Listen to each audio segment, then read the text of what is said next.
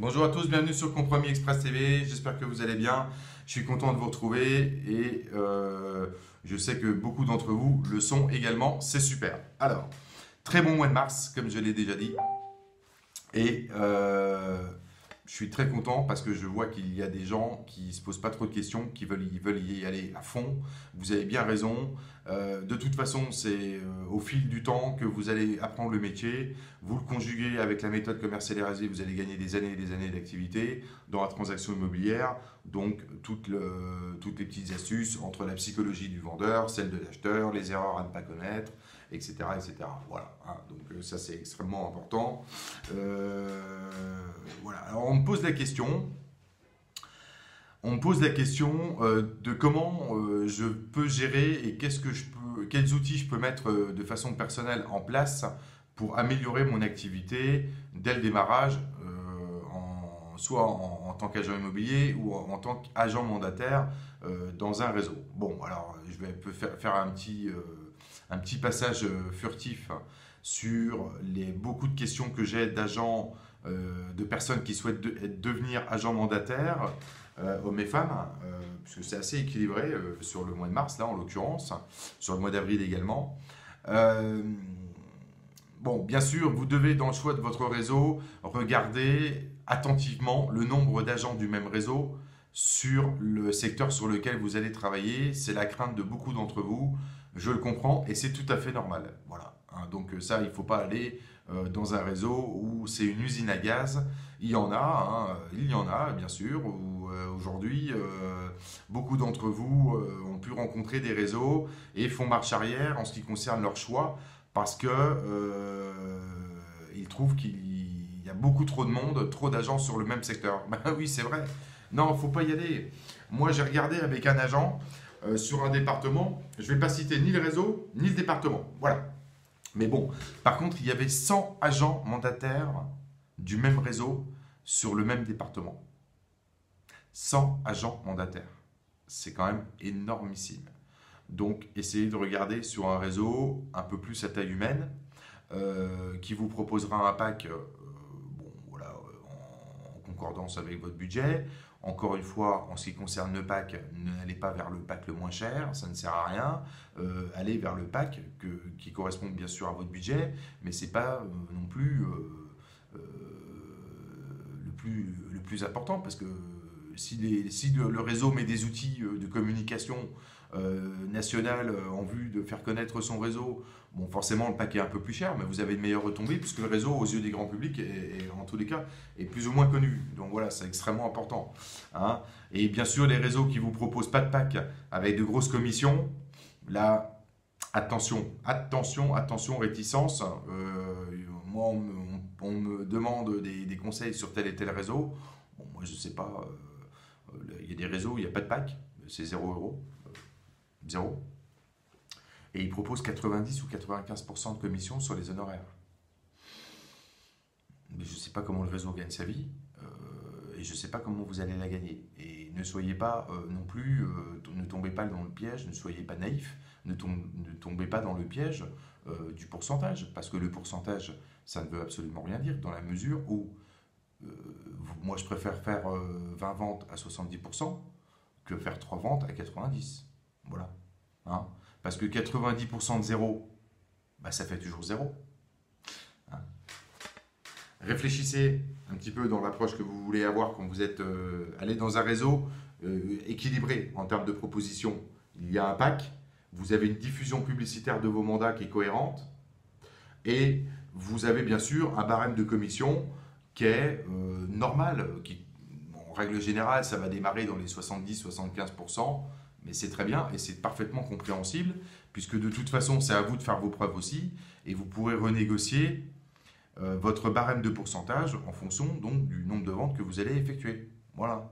Hein, ou en tous les cas, pour certains réseaux, il y en a qui le proposent, vous avez un barème de commissionnement progressif par un palier de chiffre d'affaires. Voilà, donc, de toute toute façon, ça va être forcément évolutif. Quand on démarre, ne vous basez pas non plus uniquement sur la redevance mensuelle et sur, si vous voulez, le pourcentage de commission que vous allez avoir. Parce que si vous êtes commissionné à 95% et que vous faites zéro vente, eh ben, ça fera toujours zéro. Voilà. Donc là-dessus, je ne peux pas toujours taper sur les réseaux, même s'il y en a qui m'agacent fortement, puisque effectivement, de par les questions que j'ai pu recevoir de beaucoup de personnes souhaitant démarrer leur activité en tant qu'agent mandataire, évidemment, bon, je me suis un peu plus penché sur le problème au vu des dossiers que j'ai pu recevoir par email. Voilà, parce que c'est pareil, quand vous me posez des questions sur un réseau, ben, il faut me citer le nom du réseau et m'envoyer éventuellement un peu de documentation par email pour que je puisse vous conseiller au mieux. Certains d'entre vous, vous m'envoyez un mail, il y a pas vous ne mettez pas votre prénom, pas votre nom, pas votre téléphone. Voilà, bon, alors, je ne suis pas David Copperfield, hein. Donc, je veux bien faire de l'analyse et étudier les réseaux, mais en même temps, et pouvoir vous apporter des éléments de réponse qui soient probants, mais il faut me donner un peu de matière quand même, hein. Voilà, donc en tous les cas, dans le cadre de votre démarrage d'activité, vous considérez que de toute façon, vous êtes votre propre patron.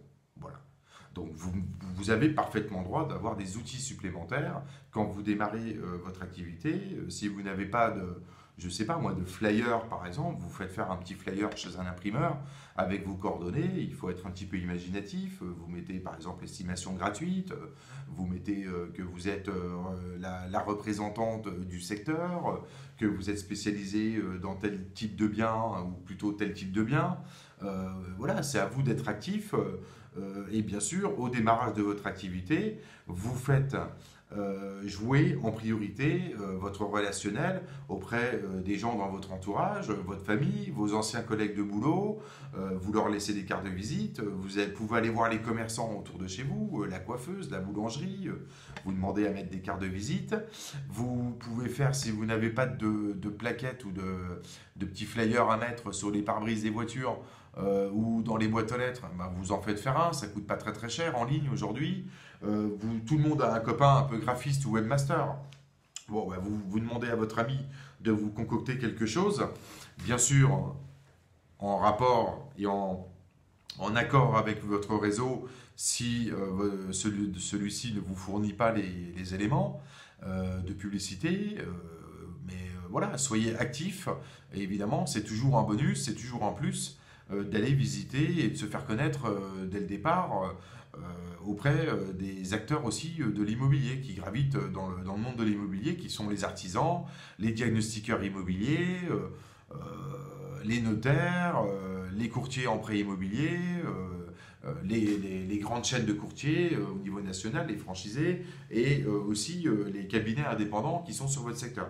Voilà, donc vous faites une petite liste où vous notez tout ça, les premières actions commerciales, entre guillemets, que vous allez effectuer même avant de démarrer, quand vous êtes en phase de signature de contrat dans votre réseau, et puis vous commencez, dès que vous avez vos cartes de visite, à aller sur le terrain, parce que l'immobilier, c'est un métier de terrain. Voilà, c'est pas simplement un métier où vous êtes au téléphone chez vous à regarder les annonces. Et un bon négociateur immobilier, c'est quelqu'un qui va conjuguer parfaitement sa rentrée de mandat, sa prospection téléphonique, donc son organisation pour tout ça, et bien sûr aussi un peu de terrain, parce que c'est le nerf de la guerre. Les contacts, c'est sur le terrain.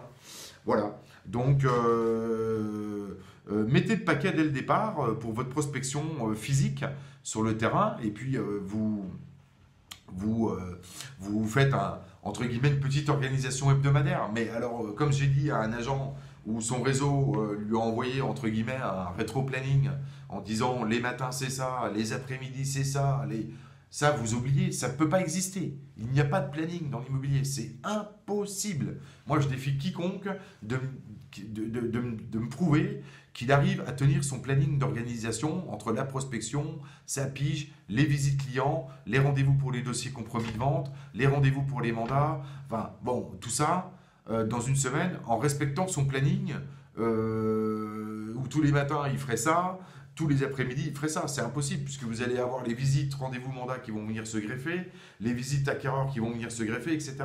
Donc le réseau, je ne vais pas citer de nom, mais bon, le réseau qui impose un planning ou en tous les cas une organisation hebdomadaire à ses nouveaux agents, c'est une grosse erreur.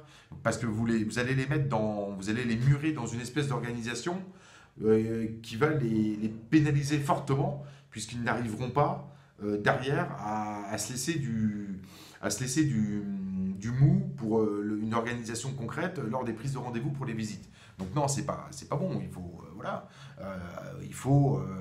la seule organisation que vous pouvez avoir, c'est bien sûr de sélectionner vos annonces tous les jours et de faire un petit peu de prospection téléphonique tous les jours. Voilà. Bon, je le rappelle, la prospection téléphonique, il est préférable de la faire plutôt en fin d'après-midi, tranquille. Vous faites 1 heure ou 2 de téléphone si vous voulez, par rapport aux annonces que vous avez sélectionnées. Et puis c'est tout. Et si d'ailleurs, ce jour-là, vous n'êtes pas très en forme, parce que bon, pour X raisons, il fait pas beau, il pleut, ça vous déprime, bon voilà, eh ben vous n'appelez pas, vous remettez ça le lendemain. Bon, si vous êtes dans une région où il pleut 15 jours d'affilée, bon, on va peut-être quand même téléphoner. Hein.